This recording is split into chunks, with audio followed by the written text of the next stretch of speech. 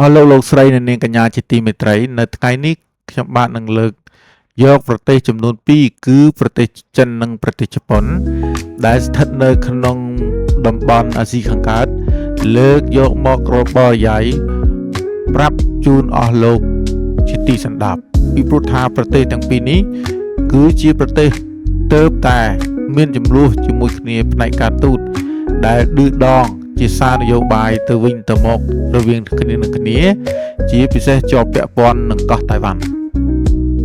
បាទប្រទេសចិនគឺតំបន់គឺស្ថិតនៅក្នុងអាស៊ីខាងកើតហើយប្រទេសជប៉ុនក៏ស្ថិតនៅក្នុងតំបន់អាស៊ីខាងកើតដូចគ្នាផ្ទៃដីគឺប្រទេសចិនមានចំនួន 9,562,910 គីឡូម៉ែត្រការ៉េចំណែកឯប្រទេសជប៉ុនមានចំនួន 377,975 គីឡូម៉ែត្រការ៉េភាសាផ្លូវការគឺចិនបាទហើយជប៉ុនគឺភាសាជប៉ុនបាទទម្រង់រដ្ឋការប្រកាន់របបយកសាធារណរដ្ឋប្រព័ន្ធបកតែមួយគឺប្រព័ន្ធកុម្មុយនីសបាទប្រទេសចិនចំណែកឯប្រទេសជប៉ុនគឺប្រកាន់យករបបរាជានិយមអាស្រ័យរដ្ឋធម្មនុញ្ញបាទចំពោះប្រជាជនវិញប្រទេសចិនមាន 1,408,975,000 ចំណែកប្រទេសជប៉ុនគឺមាន 123,975,000 បាទការដងសតេរនៅប្រជាជនគឺ177ម៉ែត្រចុច3ហើយចំណែកប្រទេសជប៉ុនគឺ332បាទអត្រារំពឹងទុករស់របស់មនុស្សប្រុសគឺ75ឆ្នាំបាទចំណែកប្រទេសជប៉ុនគឺ81ឆ្នាំបាទចំណែកការរំពឹងទុករស់របស់ស្ត្រីគឺ81ឆ្នាំចំណែកប្រទេសជប៉ុនគឺ87ឆ្នាំអញ្ចឹងមិនថាអត្រារស់នឹងគឺប្រទេសជប៉ុនគឺរស់យូរជាងប្រទេសចិនបាទអាយុមធ្យមបាទគឺ40.2ហើយដល់ពេលប្រទេសជប៉ុនគឺ49.09បាទអត្រាកំណើតគឺ 6.39% ប្រទេសជប៉ុនគឺមាន 6% មានថាចិនច្រើនជាងបាទអត្រាមរណៈគឺ 7.87% ហើយជប៉ុនមាន 13% បាទអញ្ចឹងប្រទេសជប៉ុននឹងអត្រាមរណៈច្រើនជាងគេបាទអត្រាចំណាក់ស្រុកគឺមានដក 0.23 ប៉ុន្តែជប៉ុនគឺមាន 1.24 គឺជប៉ុនមានច្រើនជាងបាទចំណែកគុណភាពជីវិតគឺស្ថិរភាពនយោបាយគឺចិនមាន 68% ចំណែកជប៉ុនមានដល់ទៅ 87% អញ្ចឹងមានន័យថាប្រទេសជប៉ុនគឺស្ថិរភាពនយោបាយល្អជាងគេចំណែកសិទ្ធិជនស៊ីវិលគឺប្រទេសចិនគឺមានតែ36ទេចំណែកប្រទេសជប៉ុនគឺមានដល់88សុខភាពក៏អញ្ចឹងដែរ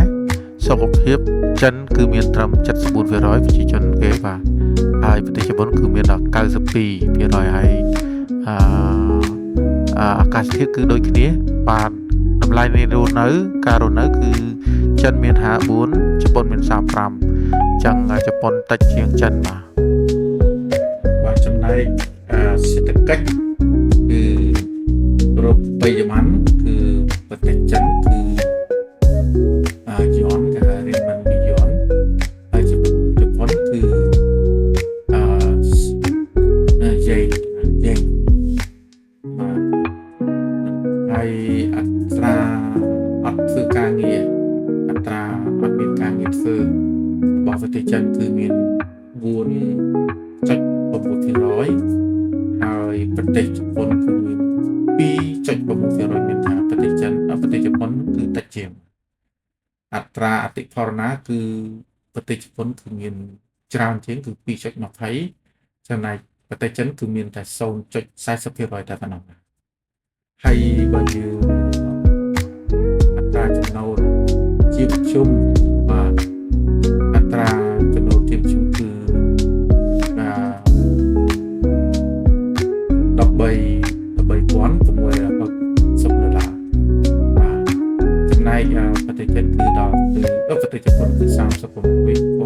$30 ហើយបំណុលរដ្ឋបាទគឺបំណុលរដ្ឋគឺ 88.32% ប្រទេសជប៉ុនគឺមានតែដល់ 230.1% ជប៉ុនច្រើនជាងគេប៉ុន្តែដល់ពេលរឿងពុករលួយវិញគឺប្រទេសជប៉ុនគឺមានត្រឹមតែ 29% ទេចំណែកឯប្រទេសចិនគឺមានដល់ទៅ 57% បាទហើយអត្រានាំចូលផលិតផលក្នុងស្រុកបាទផលិតផលក្នុងស្រុកគឺមាន 18 លាន 743.803 មីលានដុល្លារហើយចំណែកប្រទេសជប៉ុនគឺមានត្រឹមតែ 4 លាន 026,211 ប៉ុណ្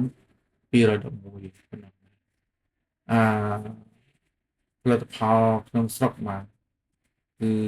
19 លាន 251,263 ចំណែកឯប្រទេសជប៉ុនគឺមាន 4 លាន 467,327 បាទការនាំចេញគឺ 3 លាន 792,950 លានដុល្លារចំណែកប្រទេសជប៉ុនគឺ 922,447 លានដុល្លារហើយប្រទេសហើយការនាំចូលគឺ 3 លាន 253,993 ចំណែកជប៉ុនគឺមាន 9,047 បាទប៉ុន្តែបើយើងគិតទៅថាការនាំចេញនិងនាំចូលរបស់ប្រទេសចិនហ្នឹងគឺបាទរបៀបហ្នឹងគឺខ្ទង់នេះគឺខុសគ្នាបន្តិចគឺការនាំចេញនាំចូលរបស់ចំណែកប្រទេសជប៉ុនក៏យ៉ាងដែរបាទចំណែករចនាសម្ព័ន្ធទីក្រុងគឺផ្លូវរបស់ប្រទេសចិនគឺមានវែងទៅដល់ 6 លាន 490,015 គីឡូម៉ែត្រការ៉េ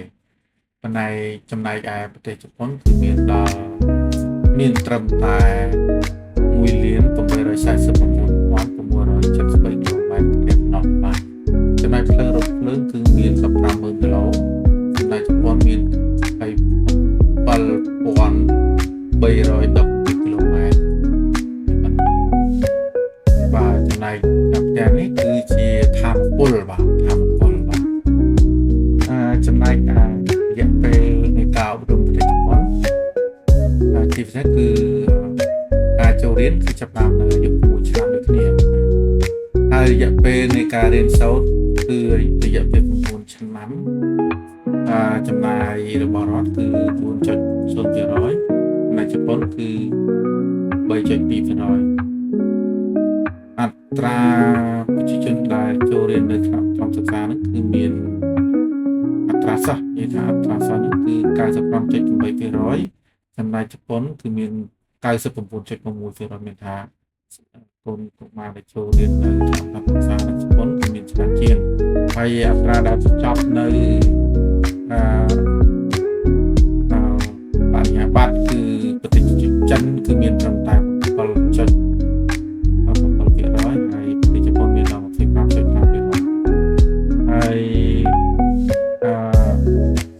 អត្រាអ្នកដែលរៀនដល់ Master គឺមាន 0.9% ជប៉ុនគឺមានតែ 2.5% ទេអត្រាអ្នករៀនដល់ Doctor បាទគឺ 0.1% ជប៉ុន 0 អត់មានបាទសូមអរគុណច្រើនការប្រៀបធៀបហ្នឹងវាបានបញ្ចប់ហើយបាទអញ្ចឹងយើងអាចធ្វើការសន្និដ្ឋានមួយថាបើយើងនិយាយទៅប្រទេសចិនហ្នឹងគឺមានផ្ទៃដីធំជាជនធំជាជនច្រើនហើយចំណែកប្រទេសជប៉ុនវាផ្ទៃដីតូចជនតិចជាទេប៉ុន្តែយើងអាចធ្វើការសន្និដ្ឋានមួយបានយ៉ាងថាបើសិនជាធ្វើសង្គ្រាមហ្នឹងគឺប្រហែលជាមិនឈ្នះប្រជាជនចិនទេពីព្រោះឥឡូវបើយើងគិតមើលទៅប្រទេសចិនក៏សេដ្ឋកិច្ចរីកចម្រើនមានទាំងសុភាវុធអីហើយប្រទេសចិនហ្នឹងគឺជាមហាអំណាចផ្នែកសេដ្ឋកិច្ចទី2ទៅហើយទៅពិភពលោកក៏យើងគិតមើលចាប់តាំងពីឆ្នាំខ្ទង់ដូចជា 2018 ហ្នឹងបាទគឺចាប់ផ្ដើមមកពីហើយសប្តាហ៍នេះប្រទេសចិនគឺគាត់បានពង្រឹងសេដ្ឋកិច្ចទីច្រើនដែរដោយតាមរយៈគោលនយោបាយផ្លូវសង្សារក្បាលមួយហ្នឹងគឺមានរហូតដល់ 140 ច្រើនជាងនឹងទៀតគឺដូចជា156អីហើយអញ្ចឹងមានន័យថាយើងគិតថាជប៉ុនហ្នឹងគឺគាត់ជាមហាអំណាចផ្នែកយោធាផ្នែកផ្លូវសមុទ្រនេះដែរព្រោះជប៉ុនគឺដែនកោះបាទអញ្ចឹងយើងចង់ត្រួតពិនិត្យមើលទៅប៉ុន្តែបើសិនជាយើងអត់ទៅយើងអាចឃើញថាហើយយើងអាចឃើញថាប្រទេសចិននឹងក៏មានផ្លៃដែរពីព្រោះប្រទេសជប៉ុនមានអារម្មណ៍ពីក្រោយហើយមានការគ្រប់គ្រងច្រើនដែរពីសហរដ្ឋអាមេរិកហើយតៃវ៉ាន់ក៏ចឹងដែរក៏មានការគ្រប់គ្រងពីសហរដ្ឋអាមេរិកដែរអញ្ចឹងយើងចាំមើលថាតើមហាអំណាចដែលនៅពីក្រោយខ្នងវាមានច្រើនដូចជាមានដូចជាអាមេរិកនឹងតើគិតថាប្រទេសដែលជាដីកោះគឺប្រទេសជប៉ុនឬក៏កោះតៃវ៉ាន់ហ្នឹងអាចប្រឈមមុខជាមួយនឹងប្រទេសចិនបានយ៉ាងណាបាទ